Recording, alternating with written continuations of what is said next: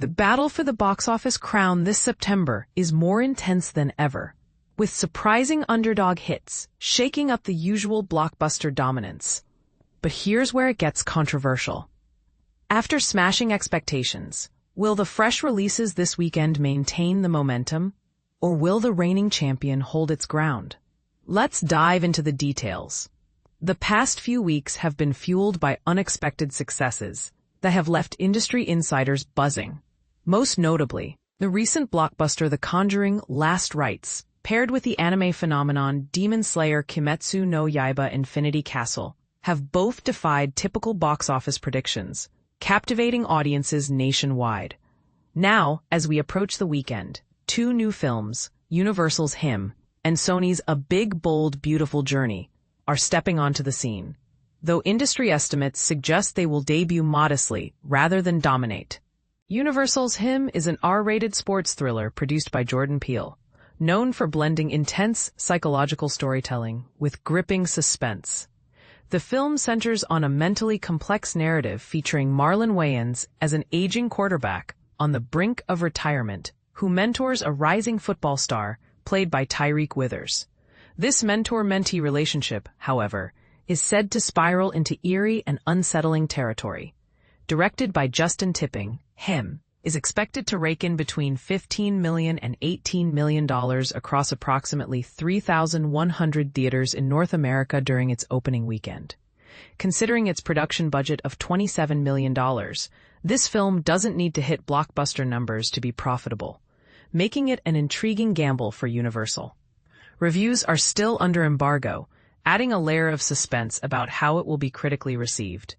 In contrast, Sony's romantic drama, A Big, Bold, Beautiful Journey, takes a markedly different approach. Featuring stars Margot Robbie and Colin Farrell as two strangers who cross paths at a wedding and explore significant moments from their pasts, the film promises a reflective, emotional experience.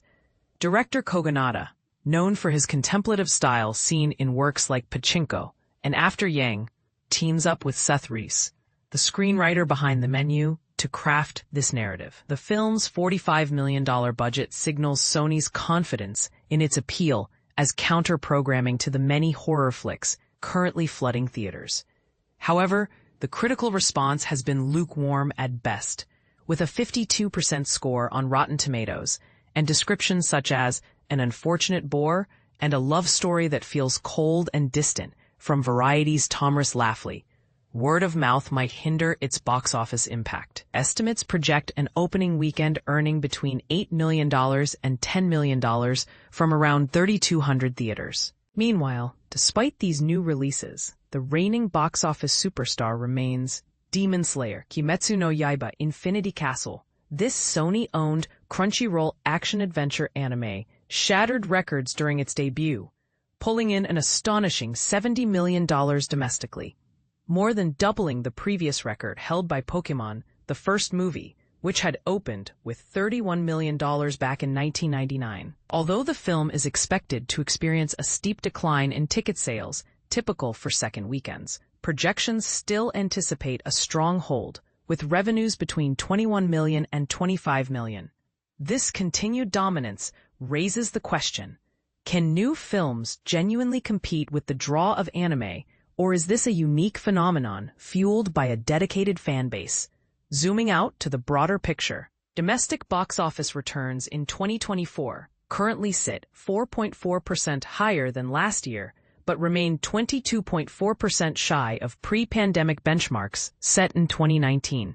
This highlights the ongoing challenge of returning to former glory amid shifting consumer habits and market conditions.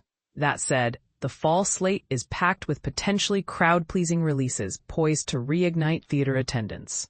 Highly anticipated films like Paul Thomas Anderson's One Battle After Another, starring Leonardo DiCaprio, Disney's sci-fi sequel, Tron Ares, the video game adaptation, Mortal Kombat 2, and holiday season offerings, such as Wicked, For Good, and Zootopia 2 are all aiming to draw large audiences and push ticket sales closer to their pre-COVID levels.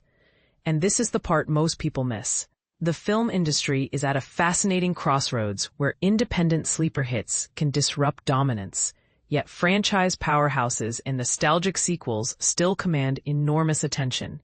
How will this delicate balance evolve? Do you believe new, modestly budgeted films like Him and A Big, Bold, Beautiful Journey can carve out lasting success against cultural phenomena like Demon Slayer? Or is the future of box office supremacy inevitably tied to big-budget franchises and established fan bases? Let us know your thoughts. Agree or disagree?